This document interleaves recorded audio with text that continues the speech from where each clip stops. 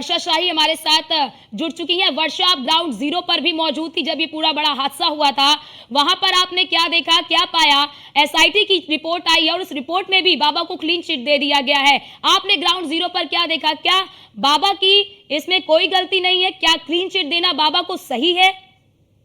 देखिए, बिल्कुल जिस तरह से हाथरस की घटना हुई उसमें साफ तौर पे देखा गया कि बाबा को पहले भी एसडीएम ने क्लीन चिट दी, उसके बाद एसआईटी की रिपोर्ट आने के बाद उसमें भी उनको क्लीन चिट दे दी गई। लेकिन हाथरस की घटना में जिस तरह बाबा को जिम्मेदार नहीं माना जा रहा, उसमें भक्तों का भी ये कहना है कि जो भगदड़ हुई वो बाबा के जाने के बाद हुई। बाबा पहले जा चुका था, उसके बाद भगदड़ शुरू हुई। उसमें कहीं ना कहीं साफ तौर पर देखा जा रहा है कि बाबा हर जगह से किनारा कसा जा रहा है, बाबा को हटाया जा रहा है। लेकिन एक चीज़ साफ हो गई, जिस तरह की भगदड़ हुई, जिस तरह की भीड़ हुई, जिस तरह से मैंने ग्राउंड रिपोर्ट पे देखा, उसमें साफ था कि बाबा कहीं ना कहीं तो लोगों का माइंड वॉश करता है। बाबा ने बहुत सारी चीज़ें रखी, बाबा की वजह से जो चीज़ें हुई, बाबा के जो भक्त भी पकड़ेगा। और बाबा ने जिस तरह उन लोगों का माइंड वॉश किया और जिस तरह की उन्होंने कॉम्प्लीमेंट किया, बाद में उन्होंने बाइट दी, उसमें समझ में आता है कि बाबा कहीं ना कहीं बाहर तो निकल चुका है और उसको पता था कि इन सब चीज़ों से बाहर वो निकल जाएगा। जिस तरह के वोट बैंक की बात कही जाती है कि बाबा के पास जिस तरह का वोट बैंक है और जिस तरह के लोग उसके पास आते हैं लगातार, क्योंकि चरणों के स्पर्श लेते हैं, उनकी रज को लगाते हैं, तो ये चीज़ें साफ है कि बाबा हर जगह से, हर एंगल से बाहर निकल चुका था। ये बाबा को पहले भी पता था, क्योंकि मैनपुरी आश्रम में होने के बावजूद भी बाबा को लोग कुछ भी नहीं कह रहे थे। बाबा को न पुलिस पकड़ रही थी, बल्कि प्रशासन लगातार कह रही थी कि बाबा आश्रम में नहीं है। लेकिन बाद में जब मैनपुरी आश्रम से बाबा ने अपनी बाइक भेजी और बाबा ने कहा कि हाँ वो इसी आश्रम में है, सारी चीज़ें तभी क्लियर हो गई थी। लेकिन क्लियरिटी तो पहले से ही थी कि मैनपुरी के आश्रम में है और जिस तरह से वो चीज़ें कर रहे हैं लगातार उसी आश्रम में रहकर, ये चीज़ें साफ कर देती हैं कि बाबा को तो पता था कि वो क्लियरिटी से बाहर निकल जाएंगे। कई टीमें उनके पास पहुंची, कई टीमों ने उनसे बातचीत भी की, लेकिन बाहर आते समय पुलिस प्रशासन का भी यही कहना था कि बाबा नहीं है। ये सारी चीज़ें वो उस बाबा को पहले से क्लियर थी और बाबा जानता था कि ये सारी चीज़ें उनके सामने आने वाली है और उनको किस तरह निकलना है, इसके लिए उन्होंने वकील कर रखा था। वकील ने भी उस समय क्लियरिटी दे दी थी कि बाबा का कोई इसमें हाथ नहीं है, बाबा के लोगों ने कोई भगदड़ नहीं किया, बल्कि कोई ना कोई बाहर का है जिसने सारी चीज़ें कर रखी हैं। बिल्कुल। और वर्षा, क्योंकि इस एसआईटी रिपोर्ट में साफ तौर पर साजिश से भी इनकार नहीं किया गया है, यानी कि साजिश भी हो सकती है, साजिश से भी इनकार नहीं किया गया है। की बात तो शुरुआत से की जा रही थी, बाबा के लोगों की तरफ से भी साजिश की बात कही जा रही थी, बाबा की तरफ से भी साजिश की बात कही गई, बाबा के वकीलों की तरफ से भी साजिश की बात कही गई। जिस तरह का एसडीएम का पहला रिपोर्ट जब सामने आया था तो उसमें भी कहा गया कि बाबा के लोगों की तरफ से ये भगदड़ मचाई गई बाबा को निकालने के लिए, और फिर उसके बाद लोगों की ये भगदड़ मची। लेकिन फिर उसके बाद जब बाबा के वकील सामने आए एपी सिंह, तो उन्होंने भी कहा कि कोई ना कोई साजिश थी जिसकी वजह से बाबा को फंसाया जा रहा है। बाबा ने भी अपनी सारी चीज़ों में क्लियर किया कि मुझे फंसाया जा रहा है, साजिश की जा रही है पीछे। तो साजिश की बात तो शुरुआत से चल रही थी। जिस तरह हादसा कांड हुआ उसमें भी साफ चीज़ देखी गई कि बाबा का कहीं भी दोष नहीं दिया जा रहा था। बाबा से लेके हर किसी ने कहा कि बाबा के साथ साजिश की जा रही है, बल्कि उन निर्दोष और लोगों के बारे में कहीं नहीं सोचा गया।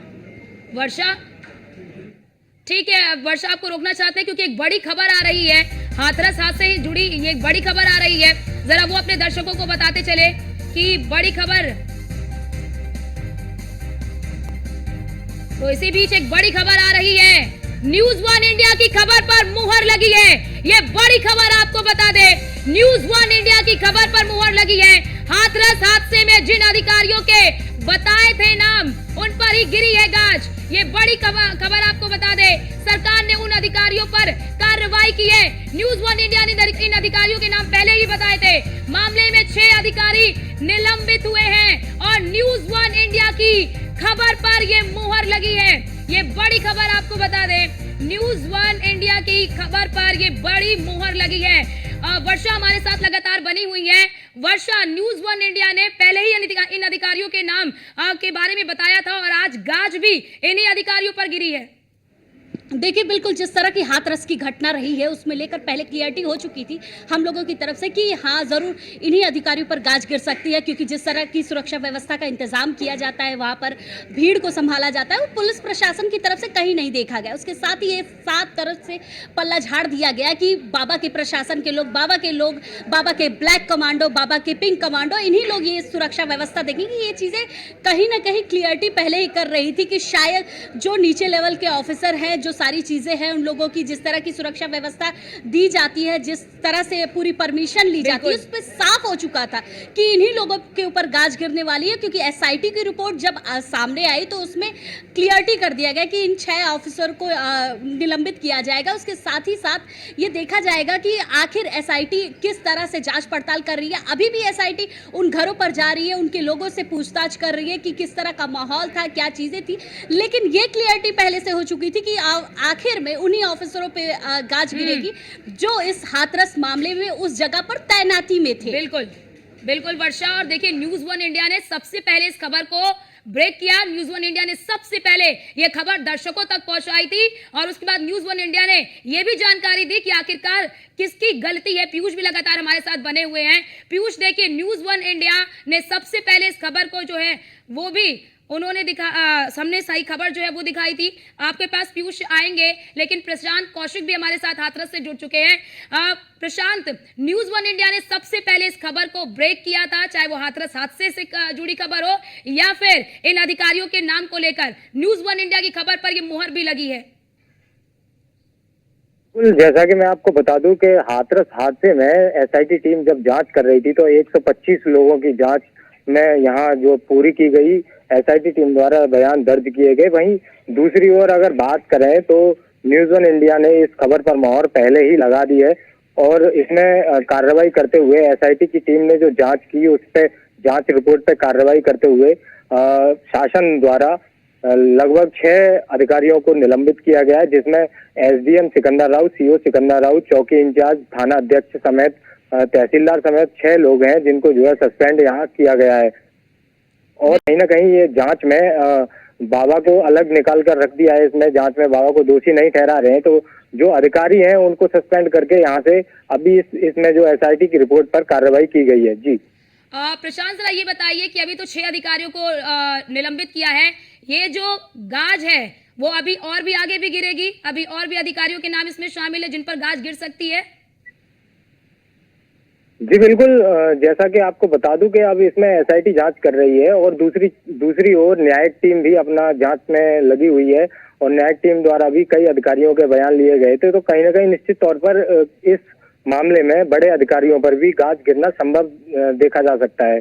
और वहीं बात करें तो राजनीतिक विश्लेषण से राजनीतिक जो करंट चल रहा है इस पर, उसमें बाबा पर कहीं भी अभी तक कोई कार्रवाई नहीं हुई है, लेकिन अधिकारियों पर कार्रवाई किए जाना तय है। जी बिल्कुल, पीयूष भी लगातार हमारे साथ बने हुए। पीयूष, बड़ा सवाल ये कि एसआईटी की रिपोर्ट भी सौंप दी गई है, 6 अधिकारियों को निलंबित भी कर दिया गया है, लेकिन बाबा को क्लीन चिट दे दिया गया है।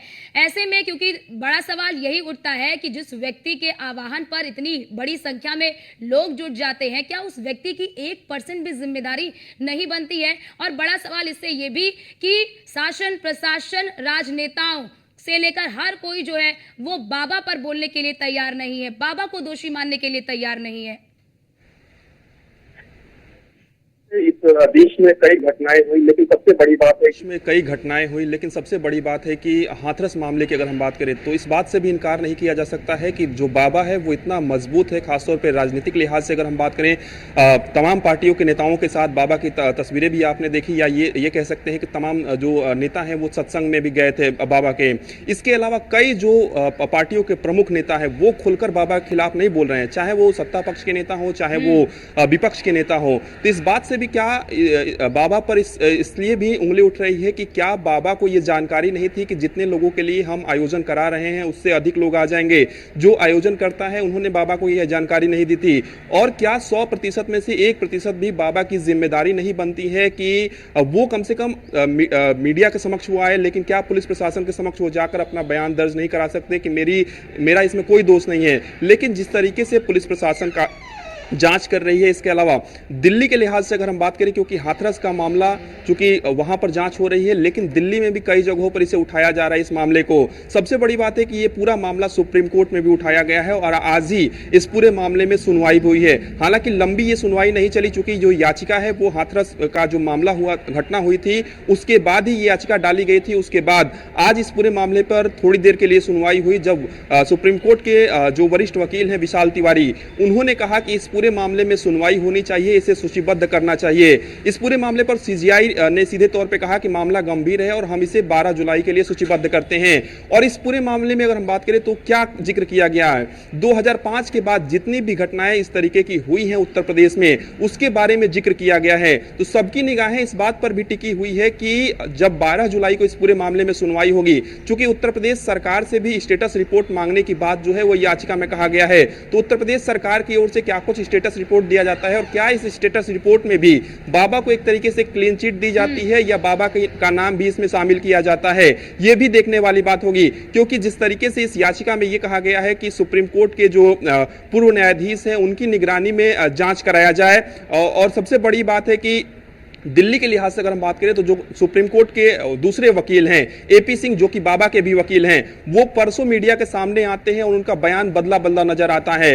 वो कहते हैं कि 15 से 16 लोग जो है वो हाथों में स्प्रे लेकर गए थे, यानी कि उनका जो इशारा था वो घटना से हटकर अब साजिश की तरफ हो गया। यानी कि अभी तक ये जानकारी मिल रही थी कि भगदड़ हुई, लोगों की मौत हुई, लेकिन एपी सिंह ने जो दावा किया, कहीं ना कहीं वो इस तरीके से दावा कर रहे थे कि शायद वहां पर लोगों की हत्याएं हुई हैं। अगर जहरीली स्प्रे से किसी की जान गई है तो निश्चित रूप से यह हत्या है। और क्या इस पूरे मामले में पुलिस प्रशासन एपी सिंह के बयान पर भी जांच करेगी, यह भी देखने वाली बात होगी। इसके अलावा बाबा अगर निर्दोष है तो बाबा अपने भक्तों के समक्ष क्यों नहीं जा रहा है, बाबा उन लोगों से मिलने क्यों नहीं जा रहा है जो भक्त आज भी बाबा को भगवान मानते हैं। तो कई सवाल बाबा पर जरूर खड़े होते हैं, लेकिन इस तरीके की जो रिपोर्ट्स आ रही है जिसमें बाबा को क्लीन चिट दिया जा रहा है, तो निश्चित रूप से सवालिया निशान उठेंगे कि आखिर बाबा को इस तरीके से क्लीन चिट क्यों दी जा रही है। क्या ये एक नैतिक जिम्मेदारी, आखिरकार बाबा को इस तरह से क्लीन चिट देना, कई बार जब जिस तरह के बयान भी आते हैं, चाहे वो पुलिस के हो, किसी के भी जो बयान भी आते हैं, वक्तव्य भी सामने आते हैं, उसमें ये कहा जाता है जरूरत पड़ी तो बाबा को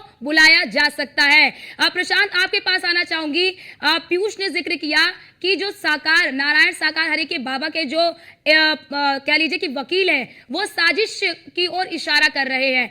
अभी तक जो जांच हुई है या फिर जो घटना स्थल है वहां पर अगर प्रॉपर तरीके से वहां पर जांच की गई है, तो क्या ऐसे स्प्रे मिले या कुछ ऐसी चीज मिली जिसका जिक्र जो बाबा है, जिसको जो उनके जो वकील हैं वो कर रहे हैं?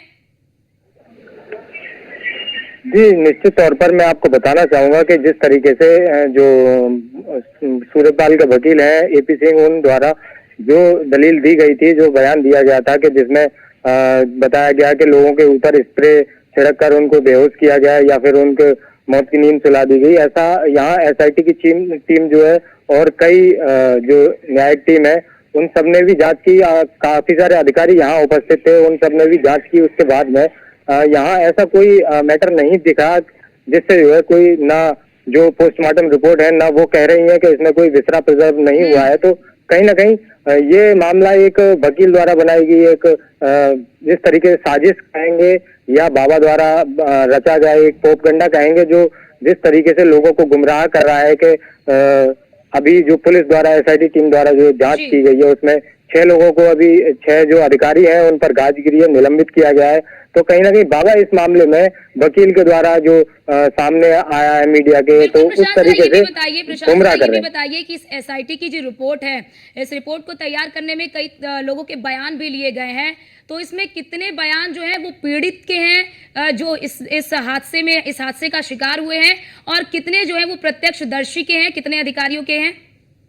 जी बिल्कुल, जैसा कि मैं आपको बता दूं, एक एसआईटी टीम द्वारा 128 लोगों के बयान लिए गए थे, जिसमें काफी सारे जिले के बड़े जो अधिकारी हैं उनके थे और जो वहां पर प्रत्यक्षदर्शी हैं उनके थे और पीड़ित जो थे उनके थे। वहीं न्यायिक टीम द्वारा यहाँ पर 34 लोगों के जो बयान लिए गए थे, जो पीड़ित परिवार हैं जो वहाँ मौजूद थे, उन लोगों के यहाँ बयान लिए गए न्यायिक टीम द्वारा। तो उसी के आधार पर एसआईटी टीम की जो जांच जो है शासन को सौंपी गई थी, उसी के आधार पर ये निलंबित अधिकारियों को निलंबित होने की कार्रवाई की गई है। वहीं जो एसआईटी टीम जो न्यायिक टीम द्वारा जो 34 लोगों के लिए बयान लिए गए हैं, अब उस पर जो शासन की जो रिपोर्ट जो उन्होंने सौंपी है उसको 2 महीने का समय दिया गया है। 2 महीने बाद या फिर 2 महीने से पहले जो भी कार्यवाही शासन द्वारा की जाएगी उस पर अमल लाया जाएगा। जी वर्षा, अब ये क्या माना जाए कि जो एसआईटी ने रिपोर्ट सौंपी है, अब आगे की जितनी भी जांच होगी वो इसी आधार पर होगी, क्योंकि न्यायिक आयोग जो गठित किया गया है उसे भी ये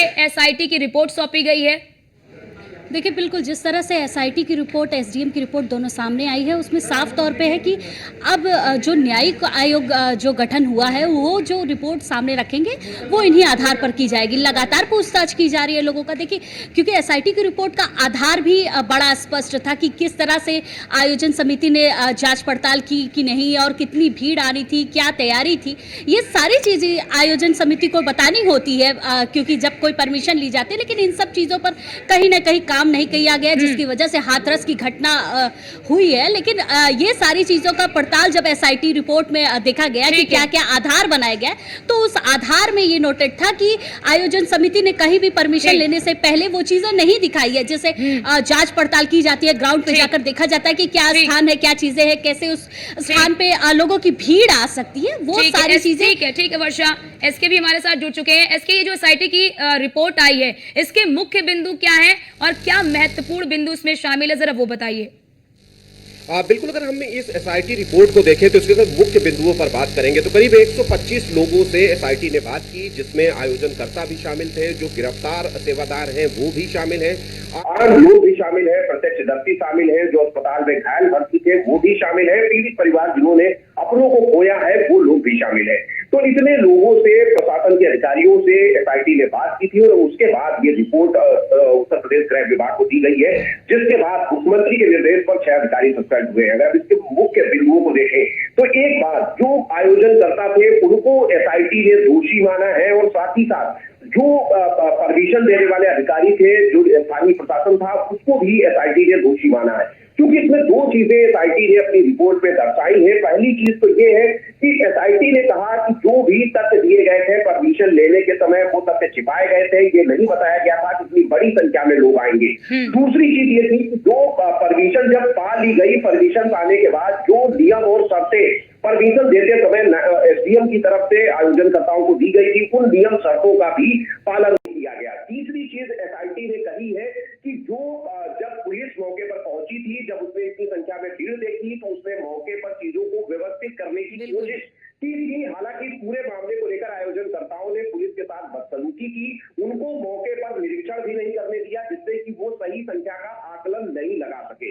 दूसरी अगर हम चीज देखेंगे, 5वीं जो बड़ी चीज है, जब एडमिशन एसडीएम की तरफ से इस पूरे मामले में परमिशन दी जा रही थी, उस दौरान एसआईटी ने कहा कि एसडीएम या संबंधित जो सीओ थे, तहसीलदार थे या एसएचओ सिकंदरा राव थे, उनकी तरफ से मौका का मुआयना नहीं किया गया और स्थितियों को नहीं देखा गया। बावजूद इसके जो 80,000 की बात कहकर परमिशन मांगी गई, वो परमिशन उपलब्ध कराई दी गई। तो ऐसे में जो स्थानीय प्रशासन है वो भी पूरे मामले का दोषी है। हालांकि आयोजनकर्ताओं के साथ प्रशासन को भी दोषी माना जा रहा है। अगर हम इस पूरी रिपोर्ट की बड़ी चीज देखेंगे तो एसआईटी ने एक लाइन में यह भी लिखा है कि वो किसी भी साजिश से इनकार नहीं कर रहे हैं, क्योंकि इस पूरे मामले को लेकर विस्तृत जांच लगातार जारी है। ये प्राथमिक जांच है जो एसआईटी की तरफ से दी गई है, जिस पर 6 लोगों का सस्पेंशन हुआ है। कुछ साजिश भी हो सकती है, क्योंकि अगर हम उनके बाबा के मुख्य वकील की बात करें, एपीसीबी की तरफ से एक बयान पत्र जारी किया गया था जिसमें वो ये कह रहे थे कि साजिश हुई है, तो उस साजिश के एंगल पर भी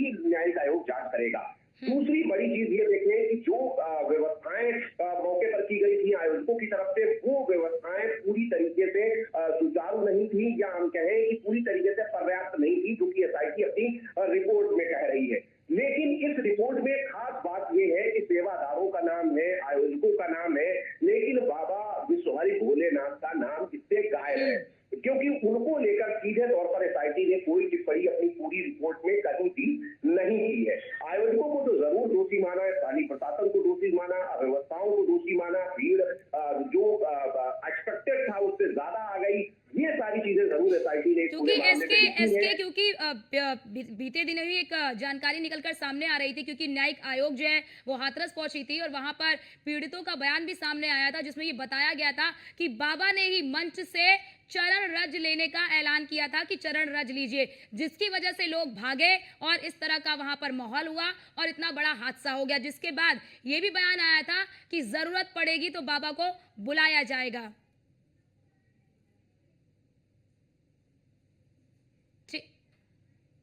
ठीक ठीक है इसके आप सभी हमारे साथ बने रहिए, आपके पास लौटते हैं, लेकिन एक छोटे से ब्रेक के लिए रुकना पड़ रहा है।